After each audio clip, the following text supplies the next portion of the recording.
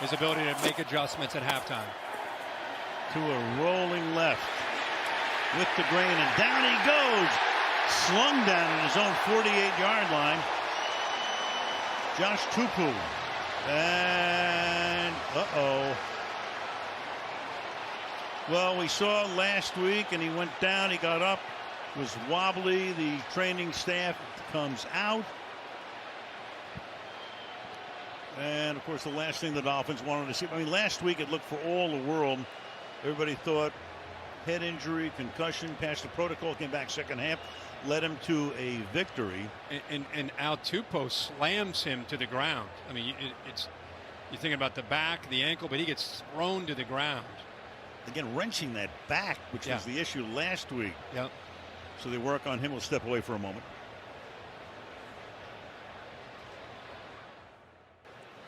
Not going to speculate, but Tagovailoa is still down as they work on him, and we'll show you in a moment the way his fingers were stretching out at the end of that play.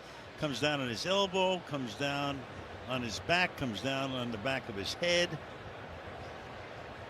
With serious force, he goes down. Right, and right as he goes down, you could see both his hands. You just get right away, you get concerned. They're bringing a stretcher out right now. And he was brought down. I mean, a big man bringing 340 pounds, bringing him down with a lot of force right onto his back and on the back of his helmet. Off of the week that he had last week. I mean, he's just being a gamer playing tonight, trying to be there for his team. Could see the concern of the rest of his teammates. They'll take him back, and Teddy Bridgewater will come in when play resumes. Talking to our sports medicine analyst, longtime trainer for the Jacksonville Jaguars, before that the Giants. And Mike Ryan tells us when he sees that, and he's watching this as you are as well, it's a neurological response to head trauma. So they're stabilizing him right now. Head hits the turf, elbow hit first, then the head. And again, in a heartbeat, it just turns around just like that. Again, worth mentioning it. Very similar sack last week, or push from Milano, the Buffalo line, when he hit his head on the game last week. See these players all huddled around him right now. Jalen Waddle, 17, who we saw earlier, he of course went to school with him in Alabama, has known him for a long time. Let's see how concerned he is.